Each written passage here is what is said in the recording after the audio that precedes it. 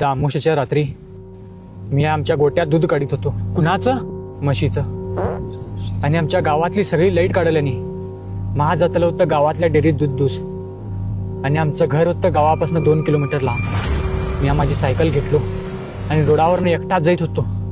रोडावर एक बी लाईट नव्हता. मा समोरचं काय बी दिसत नव्हतं. पुढे पुढे सांग.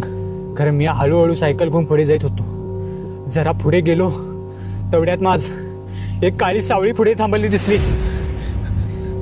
खरं मी भिवूच नाव. मी सायकल लावलो आणि चलीत चलीत त्याच्या पुढे जाऊन थांबलो. या कसं का भिवूच ना सगळं. कारण मी घरातनं जाताना माउंटेन ड्यू पिऊन गेलो. माउंटेन ड्यू डरकी माकी. पुढे काय झालं आणि तेवढ्यात मी त्या सावळीच्या समोर जाऊन थांबलो. आणि तेवढ्यात त्या सावळीन मग समोरनं म्हटली ना, आपा एक 500ची चिल्लर आहे तर दे, मग 50 रुपयाची दारू पिऊस पाहिजे म्हटली. आमच्या गावातलं काळं माध्या माहिती का तू? ते थांबलं माझ्या समोर. माझं ओळखच गावतं त्याची. नंतर त्यानं दात दाखवले की तवा ओळखलो मी त्या दिवशी माउंटेन ड्यू पियालो म्हणून. बरं नाही तर माझी फाटून खटेला किती काही की गप्पा. काय करते.